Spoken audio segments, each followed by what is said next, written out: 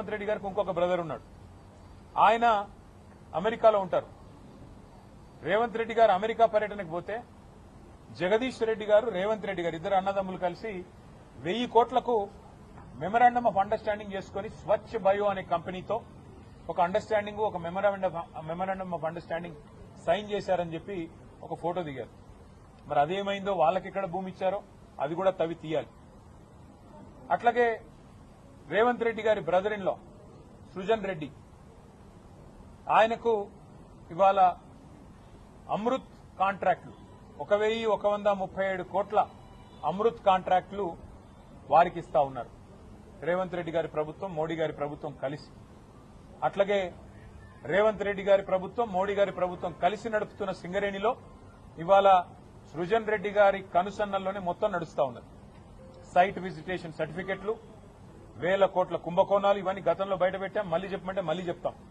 ఎట్లా site visitation సర్టిఫికెట్లు అనే నిబంధన అడ్డం పెట్టి ఏ రకంగా చేస్తున్నారు అంటే ఇవంతా ఎందుకు చెప్తా ఉన్నా అంటే ఇవాళ తాజాగా వెలుగులోకి వచ్చింది, నిన్న మా తమ్ముడు క్రిషాంక్ వెలుగులోకి తీసుకొచ్చింది, ఈ అనుముల కొండల్ రెడ్డి గారి టెసరాక్ట్ అనే కంపెనీ బాగోతాం. కంపెనీకి ఒక ఉద్యోగి లేడు, కంపెనీకి రూపాయి ఆదాయం లేదు, ₹1,00,000 పెయిడప్ క్యాపిటల్, ఆఫీసు అడ్రస్ లేదు. కానీ వడ్డించేవాడు మనవాడైతే ఎక్కడ కూర్చుంటే ఏమి? ఇవాళ 200 కోట్ల విలువ చేసే ప్రభుత్వ మరి స్థలాన్ని 7 కోట్ల రూపాయలకి, గజం 3,700 రూపాయల చొప్పున కొండల్ రెడ్డికి అన్నగారు రాసిచ్చారు. మరి ఇది స్కామా కాదా? మరి పక్క రాష్ట్రంలో కర్ణాటకలో ముఖ్యమంత్రి గారి సతీమణికి ఆనాడు 3 ఎకరాల స్థలం ఇస్తేనే ఆ ముఖ్యమంత్రి రాజీనామా చేసే పరిస్థితి వచ్చింది. తప్పకుండా ఈ అంశాన్ని వదిలిపెట్టం. రేవంత్ రెడ్డి గారికి స్వయానా తమ్ముడు, ఆయన లింక్డ్ ఇన్ ప్రొఫైల్ ఇది. ఇందులో ఏం చెప్తున్నాడంటే, నేను చైర్మన్ గా ఉన్నాను టెసరాక్ట్ అనే ఒక కంపెనీకి అని చెప్పి కొండల్ రెడ్డి గారు ఇలా స్పష్టంగా రాశారు. టెసరాక్ట్ అడ్వాన్స్డ్ సిస్టమ్స్ కి, భూపాల్ ఇన్ఫ్రాస్ట్రక్చర్ కి నేను బాధ్యుడిని అని చెప్పి కొండల్ రెడ్డి గారు రాసుకున్న వారి లింక్డ్ ఇన్ ప్రొఫైల్ ఇది. అదే సంస్థ టెసరాక్ట్ అనే సంస్థ ఏర్పాటు చేసిన ఒక కార్యక్రమం, ఏరోస్పేస్ అండ్ డిఫెన్స్ కంపెనీ నేను అని చెప్పుకొని ఏర్పాటు చేసిన ఈ కార్యక్రమానికి అమెరికన్ కాన్సుల్ జనరల్ కూడా అటెండ్ అయిన విషయం. తర్వాత కొండల్ రెడ్డి గారు ఈ మధ్య కాలంలో మరి సడన్ గా, ఆయన ఏం చదువుకున్నాడో ఏం చేశాడో నాకు తెలియదు కానీ సడన్ గా యుఎస్ ఇండియా స్ట్రాటజిక్ పార్ట్నర్షిప్ ఫోరంలో ఎగ్జిక్యూటివ్ బోర్డులో టెసరాక్ట్ చైర్మన్ గా ఆయన జాయిన్ అయ్యారు అని చెప్పేసి వారు స్వయంగా లింక్డ్ ఇన్ లో పెట్టుకున్న వ్యవహారం.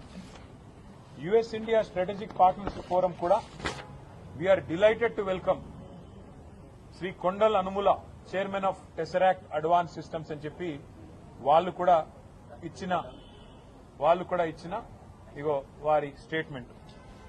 ఇవన్నిటితో పాటు మరి ఎవరి టెసరాక్ట్, ఏంది కథ అని చెప్పి మేము కూడా ఆశ్చర్యపోయి సడన్ గా చదువు రాని రేవంత్ రెడ్డి బ్రదర్స్ అందరూ చదువు రాదు, పొట్టగోస్తే అక్షరం ముక్క లేదు, వీళ్ళందరూ సడన్ గా కోట్లు బూట్లు వేసుకుని మరి ఇంత పెద్ద పెద్ద కంపెనీలకు చైర్మన్లు ఎట్లా అయిపోతున్నారు? ఎవరి కంపెనీ, ఏంది కంపెనీ అని తవ్వితే ఈ కంపెనీ పేరు టెసరాక్ట్ అడ్వాన్స్ సిస్టమ్స్ ప్రైవేట్ లిమిటెడ్ అట. ఈ కంపెనీ ఫోన్ నంబర్ ఇది, వాళ్ళ వెబ్సైట్ ఇది. కంపెనీ ఎంత గొప్ప కంపెనీ అయ్యా అంటే కంపెనీ ఫోన్ నంబర్ ఏందని చూసినాం, 12345678 ఇది వాళ్ళ వెబ్సైట్. మరి ఇట్లాంటి నెంబర్లు ఉండొచ్చని మాకు తెలియదు. కొత్త సాంకేతిక పరిజ్ఞానం రేవంత్ రెడ్డి ఏమైనా కనుక్కున్నాడో అది కూడా తెలియదు. మరి కంపెనీ ఎవరు, ఏంది, వీళ్ళ కథ ఏంటంటే ఒక్క ఉద్యోగి లేడు, నో ఎంప్లాయీ, జీరో ఎంప్లాయీ. ఇది నేను చెప్పట్లేదు, వాళ్ళే చెప్పారు. నెంబర్ ఆఫ్ ఎంప్లాయీస్, ఇది వాళ్ళ స్టేట్మెంట్. March 31, 2025 నాడు ఎంతమంది ఉన్నారు ఎంప్లాయీస్ అంటే ఒక్కడు కూడా లేడు, 0. ఎక్కడుందా కంపెనీ అంటే ఊరు లేదు, పేరు లేదు, ఎక్కడో పటాన్ చెరువులో ఒక చిన్న ఇల్లు అడ్రస్ పెట్టుకున్నారు. అంటే పెయిడప్ క్యాపిటల్, కంపెనీ యొక్క పెయిడప్ క్యాపిటల్ అంటే ఒక కంపెనీ పెట్టినప్పుడు మూలధనం ఎంత? ₹1,00,000. కంపెనీ పెయిడప్ క్యాపిటల్ ₹1,00,000, ఎంప్లాయీ ఒక్కడు లేడు. చైర్మన్ ఎవడయ్యా అంటే అనుముల కొండల్ రెడ్డి. మరి దీనికి రేవంత్ రెడ్డి గారి ప్రభుత్వం ఏం కేటాయించిందో తెలుసా? 1 కాదు 2 కాదు, రేవంత్ రెడ్డి గారి ప్రభుత్వం ఇవాళ విలువైన 200 కోట్ల రూపాయల విలువైన 5 ఎకరాల భూమిని ఈ ₹1,00,000 పెయిడప్ క్యాపిటల్ ఉన్న కంపెనీకి కేటాయించి అతి పెద్ద కుంభకోణానికి పాల్పడ్డది. ఇది చేయాల్సిన పని చేయకుండా ఇవాళ ప్రజల దృష్టి మళ్లించడానికి పంపు లాంచ్ చేయవా స్వామి, పంపు లాంచ్ చేసి నీళ్లు ఎత్తిపోయేవాయా అంటే కన్నెపల్లి మోటార్ లాంచ్ చేయడు. తర్వాత వర్షం పడింది, వర్షాలు పడ్డ తర్వాత ఇవాళ యాగాలు చేస్తున్నాడు.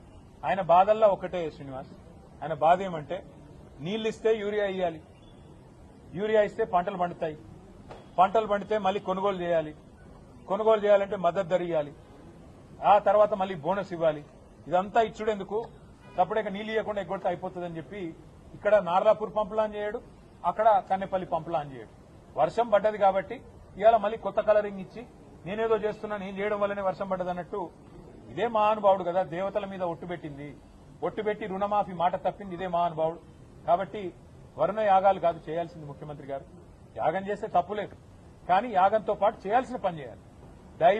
దైవ ఆశీర్వాదానికి మానవ ప్రయత్నం తోడవ్వాలి. మానవ ప్రయత్నం ఏం చేయాలి, పంపులు ఆన్ చేయాలి.